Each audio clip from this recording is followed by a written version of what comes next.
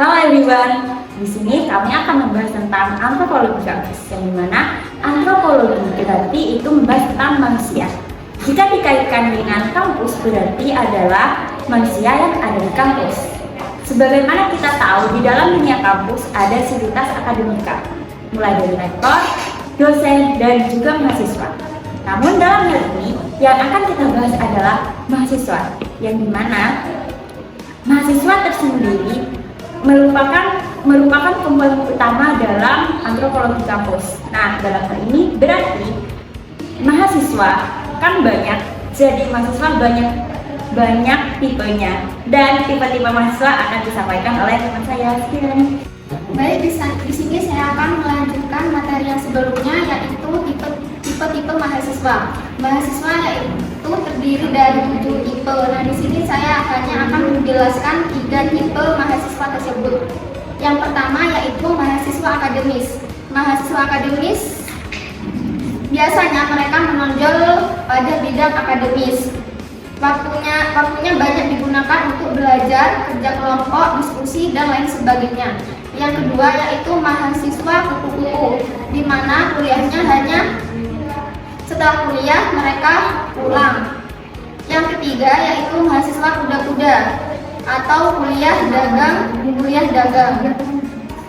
Mungkin itu saja yang dapat saya sampaikan. Tipe berikutnya akan dijelaskan oleh.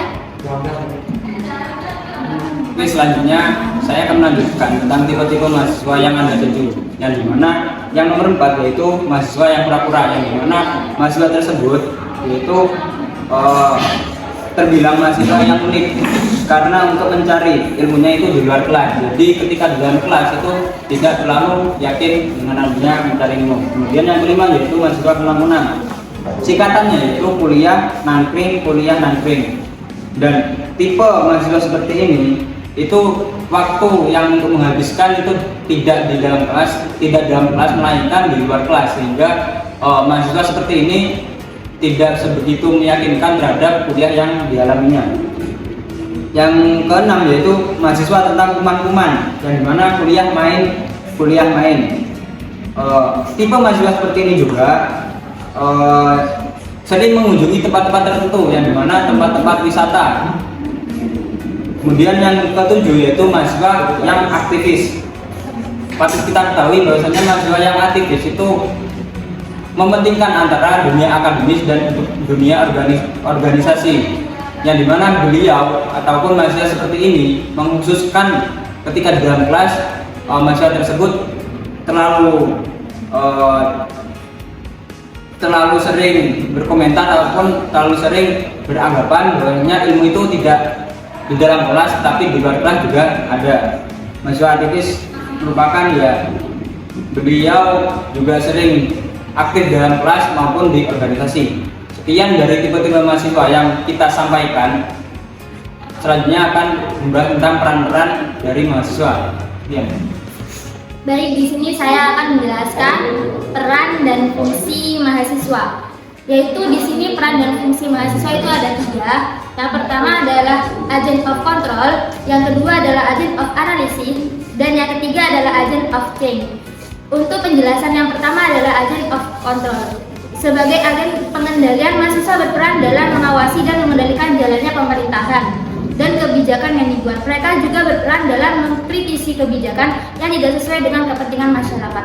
Jadi di sini yang dimaksud dari agent of control, kita itu juga punya peluang untuk bisa berpendapat kepada pemerintahan, juga bisa memiliki hak suara kepada pemerintahan. Jadi kita ini sebagai agent of control tidak hanya diam sebagai mahasiswa, juga punya peran penting dalam pemerintahan di Indonesia ini. Dan untuk yang kedua adalah agent of analysis, di mana mahasiswa juga berperan sebagai agen analisis. Mereka dituntut untuk mampu menganalisis berbagai permasalahan yang ada di masyarakat dan mencari solusi terbaik untuk mengatasinya. Dalam hal ini, mahasiswa dituntut untuk kritis dan analitis dalam melihat berbagai fenomena sosial. Jadi yang dimaksud agent of analysis ini, mahasiswa itu harus memiliki kewajiban di mana permasalahan-permasalahan yang ada di masyarakat, di sosial, itu harus dianalisis di mana jalan keluarnya, hingga mahasiswa tersebut harus memiliki solusi di mana perkembangan Indonesia di era sekarang ini. Dan untuk yang terakhir adalah agent of change, yaitu agen perubahan. Peran ini mungkin yang paling dikenal karena pasti sudah sangat viral ya, bahwasanya mahasiswa ini peran dan fungsinya adalah agent of change, perubahan. Sebagai agen perubahan, mahasiswa dituntut untuk aktif dalam berbagai kegiatan sosial dan kemasyarakatan. Mereka diharapkan dapat membawa perubahan positif dalam masyarakat, baik itu dalam bentuk pemikiran, sikap, maupun perilaku. Jadi berawal dari mengikuti organisasi-organisasi yang bisa membuat mahasiswa ini terkader, bisa menjadi perubahan awal di mana dalam berbagai aspek yang bisa berawal dari sikap, pemikiran, tingkah laku. Jadi di mana mahasiswa ini sangat memegang teguh di mana masa depan Indonesia ini bakal lebih cerah dan lebih membanggakan di seluruh dunia. Baik, mungkin itu saja penjelasan dari saya. Terima kasih.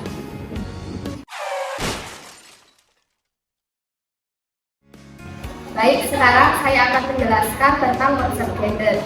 Gender merupakan istilah yang digunakan untuk membahas perbedaan peran, hak, dan tanggung jawab laki-laki dan perempuan dalam konteks budaya, adat, dan nilai sosial. Gender juga bisa diartikan sebagai persepsi masyarakat atau yang mengacu pada peran, perilaku, ekspresi, dan identitas seseorang baik laki-laki maupun perempuan. Misalnya bahwa perempuan itu dikenal dengan cantik, lemah lembut, dan emosional, sedangkan laki-laki dikenal dengan kuat, jantan, dan rasional. Namun, laki-laki juga dapat bersifat emosional dan juga perempuan bisa bersifat kuat. Selanjutnya akan dijelaskan mengenai peran dari gender. Di sini saya akan menjelaskan tentang peran gender. Peran gender dibagi menjadi 3, yaitu peran produksi, peran reproduksi, dan peran sosial. Peran produksi diartikan sebagai semua aktivitas yang dilakukan laki-laki dan perempuan yang bisa menghasilkan uang dan barang, baik di sektor formal maupun informal, baik di dalam rumah maupun di luar rumah. Yang kedua, peran reproduksi. Peran reproduksi yaitu aktivitas yang memproduksi tenaga kerja manusia. Peran reproduksi dibagi menjadi 2, yaitu reproduksi biologis dan reproduksi sosial. Reproduksi biologis merujuk kepada melahirkan seorang manusia baru yang mana biasanya dilakukan oleh perempuan. Tetapi lelaki di sini juga berperan, yaitu dalam proses pembuahan. Selanjutnya yaitu peran reproduksi sosial yang merujuk kepada aktivitas merawat, mengasuh yang diperlukan untuk menjamin pemeliharaan dan pertahanan hidup. Terus yang ketiga, peran sosial. Peran sosial yaitu kegiatan kemasyarakatan yang merujuk pada semua aktivitas yang diperlukan untuk menjalankan dan mengorganisasikan kehidupan masyarakat. Perempuan biasanya berperan sebagai pelayanan kesehatan, yaitu posyandu, sedangkan laki-laki berperan sebagai RT atau RP. Selanjutnya tentang perbedaan seks dan gender akan dijelaskan oleh rekan saya. Di sini saya akan menjelaskan perbedaan seks dan gender. Keduanya memiliki perbedaan, yaitu seks dapat mengidentifikasi identitas seksual manusia secara biologis, sedangkan gender tidak dapat mengidentifikasi peran manusia secara pasti secara seksual. Perbedaan dalam kategori seks identitas ciri biologis. Laki-laki memiliki ciri-ciri sebagai berikut, seperti jenis kelamin, jakun, dan sperma. Sedangkan perempuan memiliki ciri-ciri yaitu vagina, payudara, ovum, rahim, melahirkan, dan menyusui. Perbedaan dalam kategori gender secara sifat atau karakter. Laki-laki memiliki ciri seperti rasional, kuat, pemberani, dan maskulin. Sedangkan perempuan memiliki ciri emosional, lemah, penakut, dan feminisme. Selanjutnya yaitu isu-isu gender. Nah, konsep gender ini sebagian masyarakat menolak dari konsep gender ini. Mengapa? Karena sejatinya konsep gender ini dibawa dari barat. Sedangkan orang timur itu sebagian ada yang menolak konsep gender ini. Nah, gender itu dianggap sebagai sebuah propaganda untuk menghancurkan sistem nilai yang berlaku dan dianut oleh orang-orang timur. Gender juga dianggap sebagai sesuatu yang memutarbalikkan ajaran agama. Ya, contohnya itu seperti contoh yang mudah dipahami seperti laki-laki. Laki-laki itu boleh menikahi 4 perempuan. Sedangkan perempuan itu tidak boleh menikahi 4 laki-laki. Nah itu karena dalam ajaran agama Islam itu dilarang. Itu. Isu feminisme juga turut mengantarkan konsep gender untuk ditegakkan. Konsep gender ini dianggap bermula dari kemarahan para wanita-wanita di negara liberalis yang menuntut kesetaraan antara laki-laki dan perempuan. Masalah kesetaraan gender ini bahkan masih eksis dibahas hingga sekarang. Mungkin itu saja dari saya, terima kasih.